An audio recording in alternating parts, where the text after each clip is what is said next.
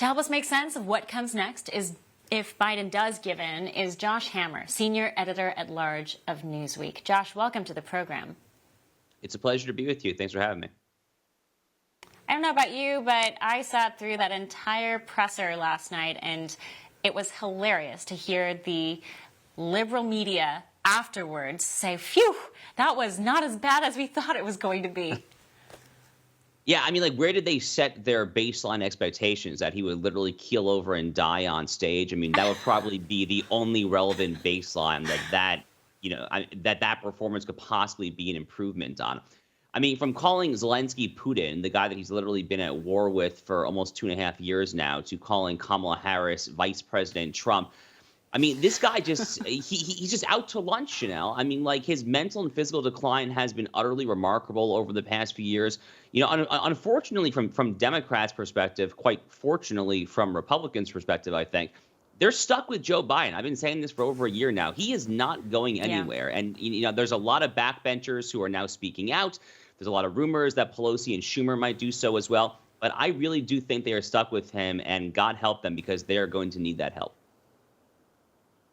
They certainly will. And the problem, though, is media and the Democrat Party are now on the firing line, whereas before it was just the right wing were always critical of the left, of the liberal-leaning media. But now it's the entire world is looking at just how corrupt the DNC and its DOJ, its media wing, its Department of Defense, they're seeing the whole thing exposed, and it's not just right-wingers who are shocked, it's everyday Americans.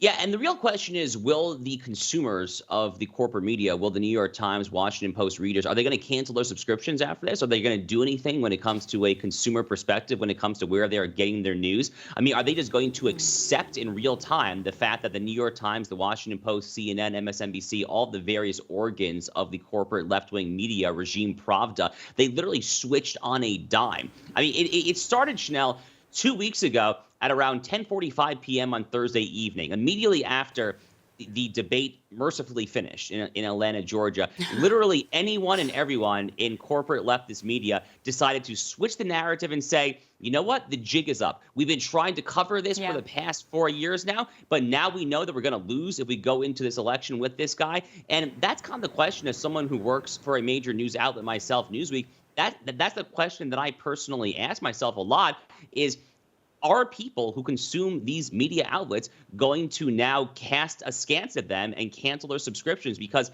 they have so much egg on their face that you could probably make enough omelets on it to feed an entire state at this point? Oh, or an entire country. I agree.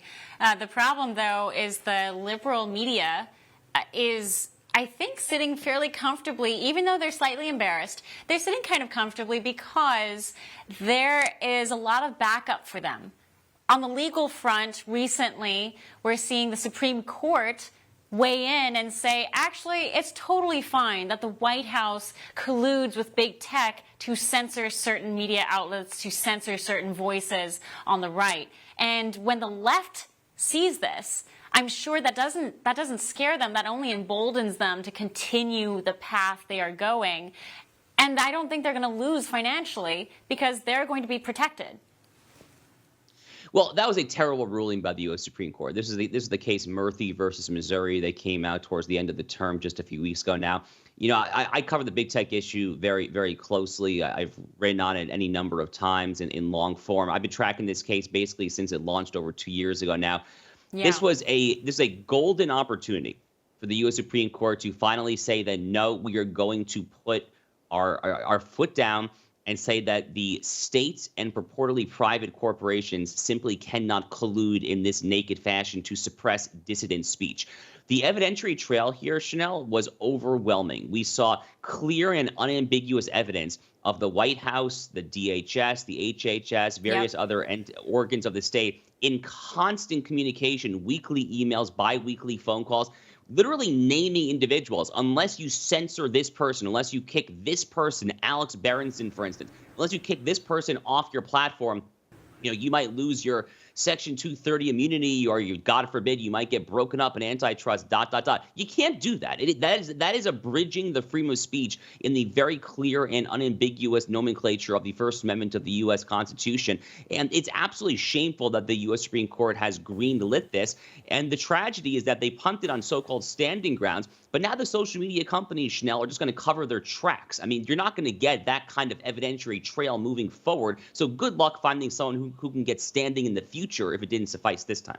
For all our viewers asking where One America News is heading in the future, we would like to introduce you to OAN Live. OAN Live is the best way to stay up to date on all of the hard-hitting, straight-shooting, national and international headlines. And the best part is, OAN Live is only $4.99 per month.